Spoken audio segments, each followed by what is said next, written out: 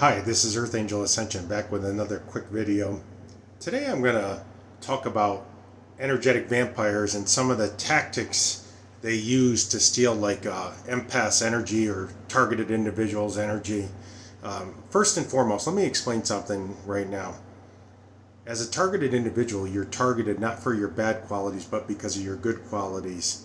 If you took a mirror reflection to yourself and saw all your good traits, it would trigger people that don't have those traits, like your honesty, your loyalty, your pure heart, your positive energy. And these are traits that you've done through working on issues and traumas that maybe other people have not done. So a lot of people look for outside to validate themselves.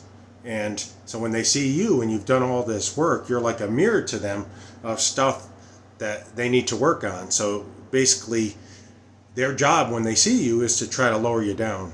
And I'm going to give a list of techniques they use to try to lower your frequency. Number one, this is one that maybe not everybody gets, but I get a lot, is space invasion. So they'll come up and get really close to you. And the reason for that is you have something that draws them to you. It's like a moth to a light. When you see a light on an outside garage or a building, these moths try to zap it. So basically what they're trying to do is get in your aura field and take some of that positive energy. And do I think all of it is intentional? No. I think a lot of it happens on like a subconscious level. They know there's something they need from you, like to foster their healing, but they don't know how to go about it the right way. So they just crowd you. And what that does is, okay, say you're in your natural essence as an empath, you're grounded. And you're in your own power, you're peaceful. And when they do that, all of a sudden your energy starts oozing out.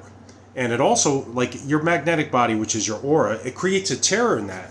Because all of a sudden they forced their energy into you without your permission. They crowded you, they just invaded your space. So it creates like a hole in your aura. And with that hole, it serves like two purposes for them. It oozes some of your energy out into them. And it also allows some of their stuff to come into you, and next thing you know, you feel bad. Your shoulders start to hurt. You get tight in the chest, tight in the throat. This is why when it happens, you might be frozen, because now you're not in your own essence, which can think clearly. You're resonating with some of their energy. So that's number one, is space invasion. Wherever I go, they try to get really close. So if you didn't have something they needed, they would not be trying to barge you like that. It's just weird, man.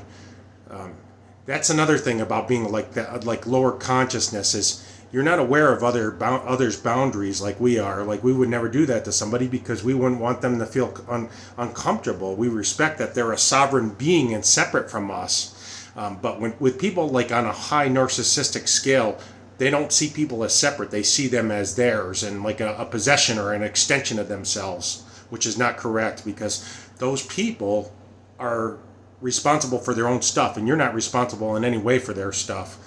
You're not connected to them. You're your own being. You're sovereign, meaning you're separate. We might be all connected, but we're not all the same. And it's not our responsibility to take on their stuff.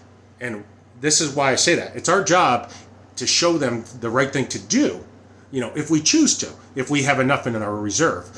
But what they try to do is force us to take on their stuff, which is never correctly. It's vampirism, energy vampirism. And like I said, that's why they invade your space, because they want you to own some of their baggages, and you don't have to. So when that happens, just speak up and say, please back up. And just tell them right away, you're too close. You're invading my personal space, and you're going to see the resentment because they're getting something they want, and you took away the candy. Another thing they're going to try to do, number two, is try to make you feel small. These might be total strangers, and you've done nothing to them. You're just going about your business. You don't even care.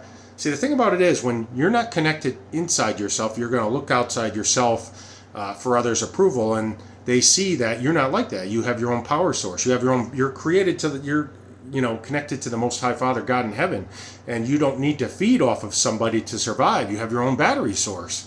So they see that, and it triggers them. They're like, why does this person feel good? And when little do they know, they could feel the same way, but they choose to follow the easy path instead of doing the work to, to heal their wounds, go inside, fix their stuff. So all of a sudden they want to project their stuff onto you.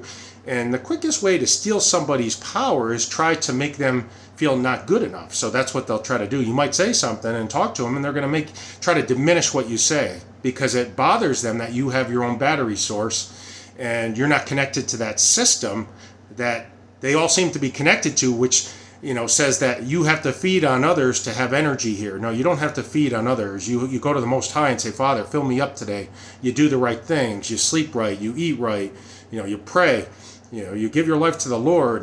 You stay away from the worldly things of the flesh, like the drugs, the smoking cigarettes, the alcohol. These are just like numbing agents, but these numbing agents, also create entity attachments to these people, and the entity needs to be fed, and so they attack you because, like I said, you have this light about you, and God forbid you feel good and they don't, so they have to attack you and try to bring you down to their level. So don't kind of ignore what they say, because they know you're speaking the truth, and that triggers them. Again, another way that it triggers them. So they're going to try to diminish what you say. By diminishing what you say, they try to steal your power. They try to make you go after them for approval, and you don't need their approval. They're just, most of the time, they're just total strangers. So it makes no sense when they try to make these little slide remarks when you're not even bothering them. It's look at it this way, as a projection of them going outward. It's not anything to do with you. Let me go on to number 3, like intermittent highs and lows. That's another one they'll use. Like today they want to be your friend and tomorrow they don't. Healthy people are not like that. It's like a water. You put water in a plant, but if you don't water the plant, it doesn't grow, it dies. But when people don't have their own source energy, they have to they can't steadily give you like reciprocal relationship. It's today it's on, tomorrow it's off. You got to stay away from people like that, because it's never going to add value to you. Two people that add water together to you, that's what belongs together. But this matrix basically teaches them that we're there to recharge them when they need something, and that's not our job. Our job is to stand powerful and be leaders here. We're not here to be followers. We're here to show them the way. But being low, being two sick birds at their level is not going to show them the way. It's going to say, hey, whenever I need a rinse and recharge, I can just call one of these empaths up, and they'll make me feel good, and then I won't bother with them again until I need something. And that's exactly professional using somebody, and that's exactly what it is. Healthy relationships take work, and both people have to engage each other, meaning both people have to contribute. And if it's not like that, it's not a healthy relationship. You have to get rid of those people out of your life. You don't have to hate them. You just have to separate from them. So that's topic number 3, intermittent highs and lows. It's also a form of narcissistic abuse, where they love bomb you in the beginning, then withdraw. Love bomb you. When you start to see what they're doing, they love bomb you again.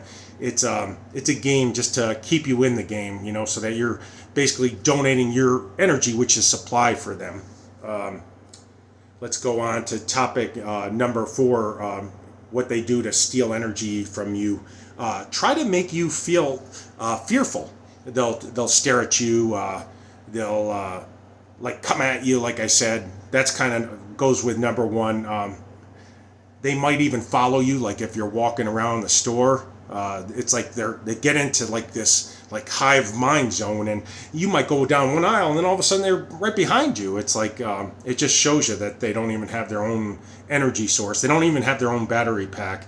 But they want you to feel bad because they, like I said, they're on the wide path. They're not on the narrow path, which the narrow path, you supply your own energy and you go inside and you fix your wounds, and you don't look to others to fill you up. You fill yourself up. So anyways, this is a quick video because, a lot of the things I go through, I try to make videos of. And the biggest one I get is the energy stealing, and they try to transfer their stuff onto me.